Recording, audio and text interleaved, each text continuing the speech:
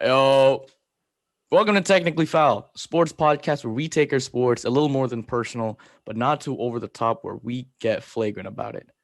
The Suns are up 2-0, Suns in 4 type of energy for these finals. Nope. Who do you No, have?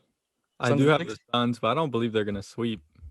I don't think you're going to sweep either. We already seen Milwaukee go down 0-2 in the series with Brooklyn.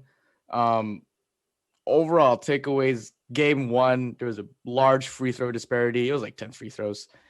Giannis wasn't as aggressive. I don't even know where to start from here because I feel like this series is still going to be close, and I'm not going to be one to overreact over the first 2 games of an NBA Finals series and then say like, yeah, the Suns have this in the bag because one, it's hard to win in Phoenix, obviously, and then two, it's going to be even harder to win in Milwaukee because both crowds are just electric, and I know a lot more adjustments are going to be made. And there were a lot more adjustments made for this previous game after Giannis only went for 20 points in game 1, scored 42 tonight. And he was just a lot more aggressive and they slided him into the 5. And I just feel like that's the type of game plan that you're going to need. And in order for Milwaukee to be more successful, you're just going to really need to rely on Middleton and Holiday to just pick up more of the slack. Yeah, and that's probably the major takeaway from games 1 and 2 is they just gotta be better. And I have notes right here from this last game that just happened. Um, I don't even think I have their actual shooting stats. You had them on here though, right? On the notes on the doc. Oh, for Middleton game 1? shot for game 2. Oh, yeah, Middleton yeah. shot 5 of 16 today, only had 11 points. Drew 7 of 21. So overall, like those two guys, they just gotta be better. And you figure going back to Milwaukee, they're going to be able to do that because, I mean, I wouldn't call them role players, but at the same time, everyone always plays better when you're playing in front of your home crowd. So to me, once they get back in Milwaukee, you're probably going to see that production start to rise. Tonight, we saw Mikal Bridges go off, and I think he had 27, which is like career high in the playoffs or something. Definitely career high in the finals because it's his first time. But I think you're going to start to see those like that production from the role players kind of swing from Phoenix over to Milwaukee. Yeah, and then just looking at the Phoenix stat line, you saw in that game 1, it was really CP3 and Booker. There's just something very refreshing about seeing players actually shoot a mid range. I know we still see it, but for them to actually actively look for it, penetrate the defense, seek out the big man, get that mismatch, and then CP3 and Booker both just finding their spot, whether it's on like the left side wing or the right elbow or from the free throw line or whatever. And they went 32 and 27. CP3 at 32, Booker at 27. Game 2, CP3 still played pretty well, but actually had 6 turnovers, which is funny because I feel like for anybody else, that's like a normal stat line. But for CP3 himself, we're thinking like, what the fuck? What is he okay? Like, why is he turning the ball so often? And then Booker just went off. He didn't even shoot a free throw today. He had 7 threes, 31 points, put up 10 points in the first half, 21 in the second half, and it was just electric. So like, oh wait, my mic cut off. Or did my mic cut off? No, I don't think so. Oh, but yeah, Booker had 31 points, no free throws even attempted, 7 threes, and then obviously having Bridges with a playoff career high for 27 points helps a lot too. So it just seems like Phoenix is more versatile in terms of their offense, and then Milwaukee's kind of just stagnant, and you know what to expect from them. And if they don't show up like Middleton or Holiday, then there's going to be a lot of issues. Yeah, this is kind of easy to say given the result of the first 2 games, but to me, the Phoenix just looks like a more complete team. You know, like when you look at them offensively, they have guys who, like you said, they can hit the mid range. They have guys who can knock down the three, and that's what they do. And Jay Crowder, Mikal Bridges, and then they have Aiton down low who they can feed off screen and roll. So they like offensively, they're just a complete team. And when you look at Milwaukee, I feel like they're kind of flawed because they have guys who are limited in what they do. Like PJ Tucker is a stand in the corner, knockdown 3-point shooter. He's pretty limited. You look at Giannis, who can't really shoot. And I mean, to Giannis's credit, though, he was so good today. Like he was ridiculous. I think he had 20 points in the third quarter. which they had a graphic and it said it's the most points in a quarter in the NBA Finals game in like 20 years. So Since he Jordan had, in '93, I think. yeah. So I mean, he had like an all-time game, an all-time quarter, and it still wasn't enough. And that just like it just shows they really need someone else to step up. It can't just be honest, especially considering he's coming off that knee injury where like we didn't even know if he was going to be able to play in this series. And now he's out here giving you 42 points and it's still not enough. Like that's not a good sign for the Bucks. There were a couple instances, that one play where he went down, basically tripped on his own feet against Crowder. Crowder got called for the foul. And when he slowly gets up, you could kind of see in the Milwaukee air that they're like, he's like wincing in pain and everybody's kind of holding their breath because every time he goes down and it takes a while for him to get up, it's just scary to see. But I guess my point that I want to hit on was Phoenix is shooting 87% from the free throw line as a team this entire playoffs. That game one, they went 25 for 26 from the free throw line. And obviously, commentators' curse always happens. When Mike Breen was talking about how if nobody misses, then they'll be the record for the most free throws in a game without a miss. I think the record was 21 with the Blazers in the '93 finals also. And then Jay Crowder, typical Crowder, missed that final free throw towards the end. And I don't know if you saw the video of Ayton kind of getting the 20th rebound stolen away from him because he had 22 points and 19 rebounds. But at the very end, CP3 went up for the rebound and Booker was low-key pissed. And CP3 felt bad because it could have been a 20-point, 20-rebound game. And he even started preaching to like the scorers tables, like, oh, just give the rebound to him, give it to him, because it would have been the same stat line as I think Tim Duncan in like a finals debut, having 20 points and 20 rebounds. So I just thought that was like fun trivia to note about. Yeah. I mean, Aiden's been pretty damn good this whole playoff run, but that's hilarious. I didn't even see that video. Yeah. And I don't know. What do you think going forward? Is it just the same game plan of, we hope Middleton and Holiday kind of pick up their shit? Because Giannis, game one, didn't really play too well, wasn't very aggressive. Middleton was the dude. I think he had 29 points in that game one. So I don't know. What adjustments do you think are really necessary for Milwaukee, at least from either a defense standpoint or an offense standpoint? Well, I feel like honestly, I feel like their defense was good for stretches. I don't know if you saw that possession where the Suns passed it like 10 times and then they ended up with I think an and one dunk. And the reason they had to pass it so much, like everyone's talking about how good the passing looked, and it was a pretty good possession, like the way they were moving the ball. But they had to keep moving it because Milwaukee's defense was like right on top of them the whole possession. And I think the one thing that you can kind of criticize about how they played so far is the energy sometimes just isn't there. Like, I mean, Drew Holiday is someone who brings it every time. I think he had like a really good defensive game, despite the fact that he was really bad on the offensive end. But it's just the energy from everyone involved. Like, there were a few possessions where, like, there was one possession where Holiday actually blocked Booker on a dunk, but then no one else was back to grab the rebound. So they just grabbed it and put up an easy layup. So I think at times their energy just needs to be there, which you'd expect like the energy to be at an all-time high considering you're playing in the NBA finals. But I feel like that's probably the one aspect they can improve in for sure. Other than, their main guys stepping up, which they have to, like they're all-star caliber players. You gotta be able to trust them and rely on them to come through like on this big of a stage. Yeah, it just seems like Phoenix is a lot more relaxed on offense. Um, if CP3 is gonna shoot a mid range, and then the ball bounces out and they get the tip in, shot clock goes back to 14 seconds.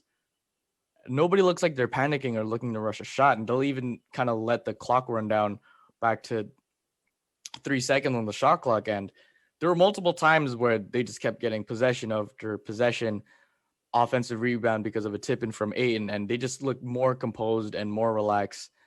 Granted, probably being at home definitely contributes to that, but overall as a team, they just look more well put together. And I wanted to ask you about Holiday specifically because we've seen a lot of great defensive highlights from this game.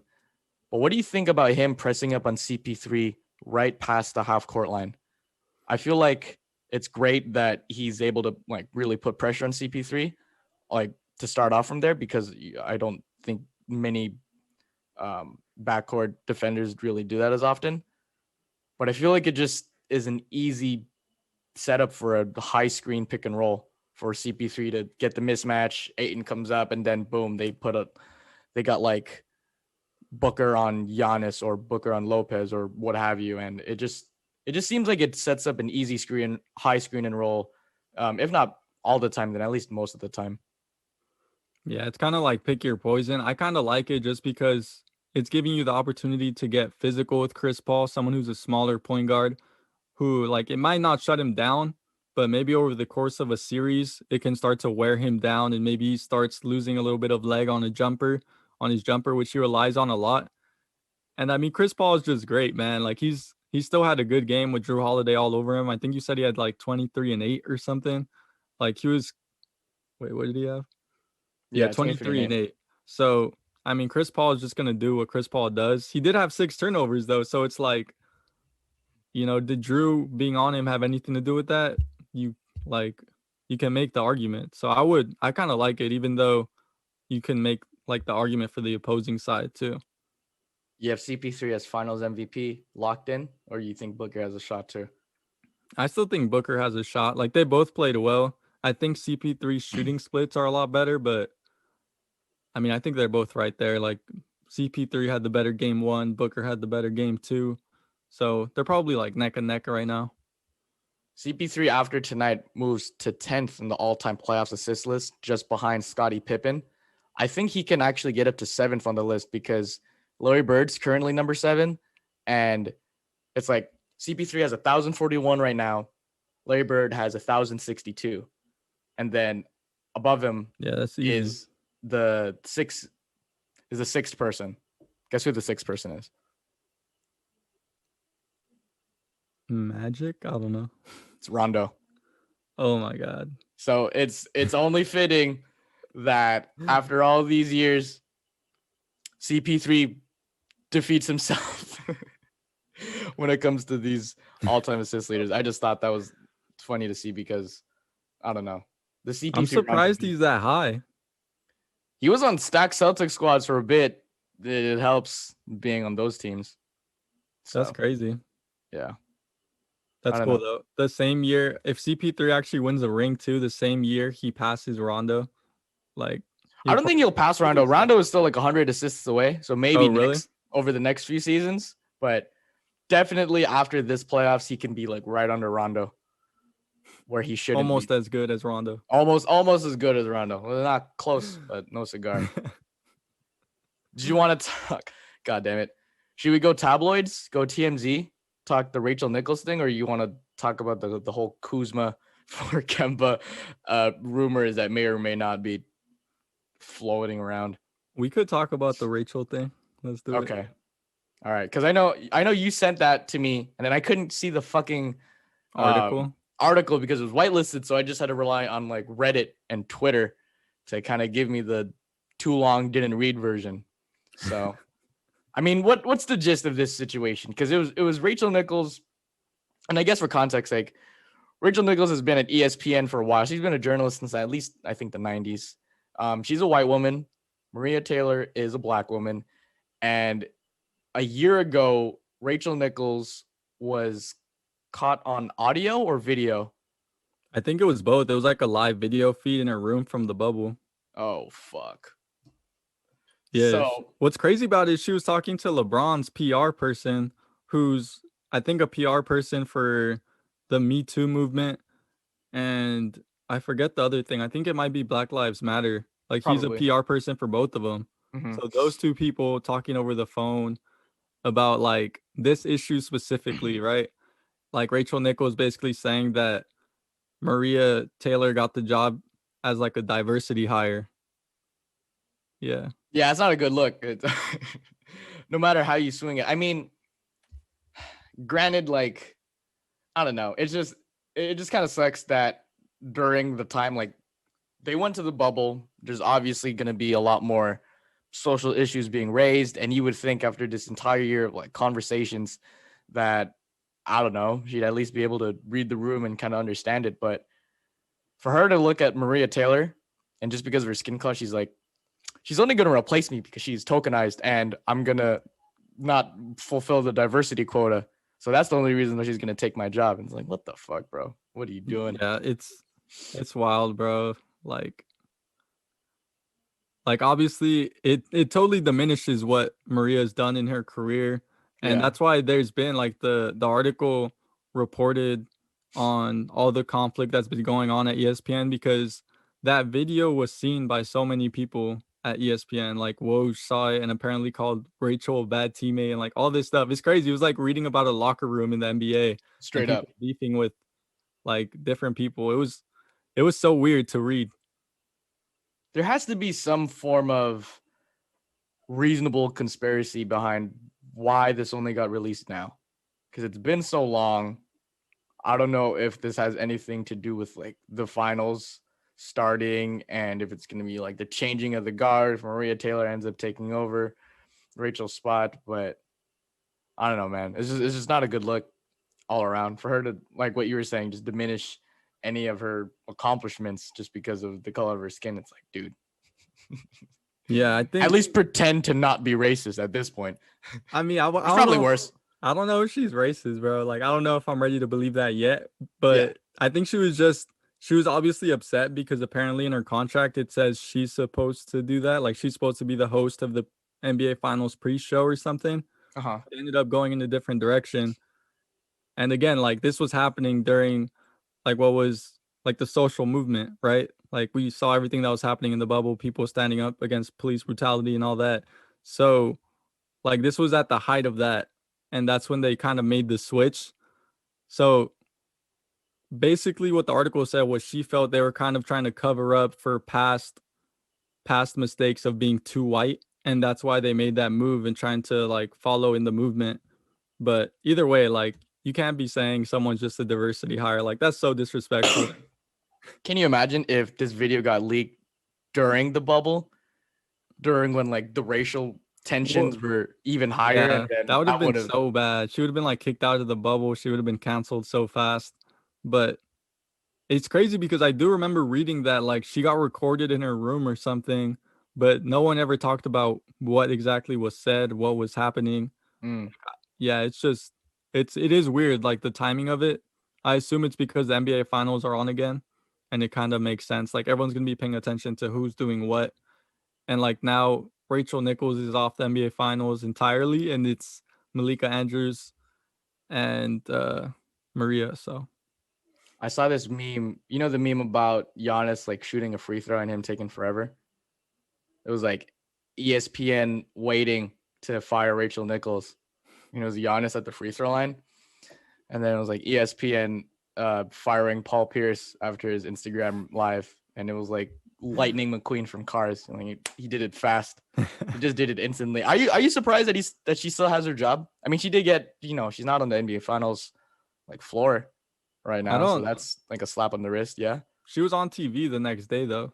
yeah. Oh, I and don't then she apologized, right? Yeah, for a whole 5 seconds she apologized.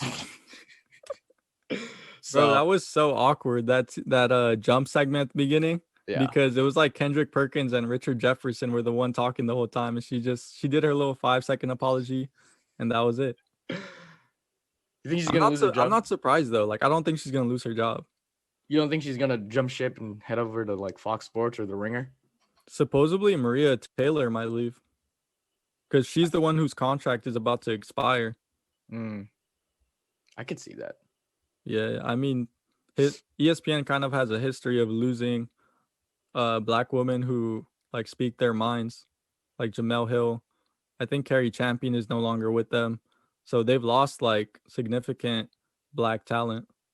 Yeah, and everybody just jump ship. They either go to Fox Sports or Bill Simmons is like, you guys like the Coaching everyone. Celtics?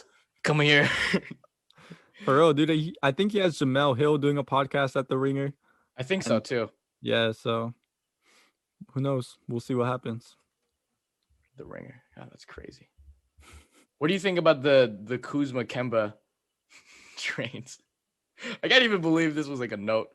Bro, I was just like, we need something to talk about. And I was like, I'm down to talk Lakers, bro. These rumors. Did you see Alex Caruso got arrested? Oh, for weed? Yeah, Yeah. he's a legend now. That was that was in Texas, right? At College Station? Yeah, Yeah. yeah, it's crazy. But apparently they're looking into trading for Kemba, Kuzma, and a first round pick. Who says no? Why are you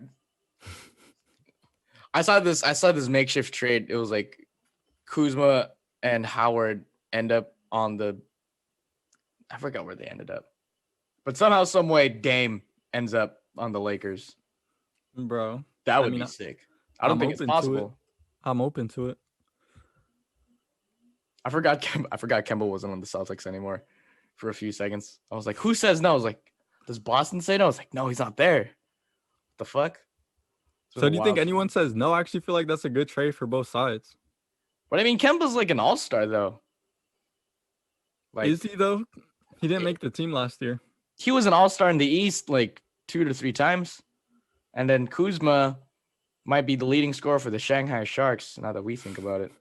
So Exactly. So it's like, plus Kemba has that knee injury now that's a good point. that doesn't go away or hasn't been going away this whole past year. Maybe 2 first-rounders and Kuzma for Kemba. Add a little extra seasoning into that trade. Yeah. I don't know. I don't know if I'd even want that though if I was the Lakers. No, I don't think you would want that either. I think you would just go all in on Dame. Straight up, even though Bro, you that's don't. not happening. No, it's not. Sad. I don't even think Dame's gonna request the trade. I like how then during the offseason everybody looks at like the cryptic likes on Instagram and the comments and the tweets and oh after this comment Dame Lillard is for sure gonna be going to LA, and I just started to think to myself, what assets can they give away, or can they even afford this man type of deal? They'll I don't just know. make it work, bro. They have to sign and trade Dennis Schroeder. I think that's probably the way they make it work. That's probably the only way. Probably, or they pry Reggie Jackson off of the Clippers because Reggie Jackson was supposed to be what Schroeder was. So, that's always a thing too. Reggie Jackson's just like a spot up shooter now, just to knock down every time. It's Yeah. crazy. I don't know what happened to him. Did you see when they lost? He was like crying. Yeah, obviously. He's He like was the like, best Clipper. these guys saved my career, saved my life, or something. They kind It's of did save crazy. his career, though, because he was They in did. Detroit and then he wasn't really doing jack shit.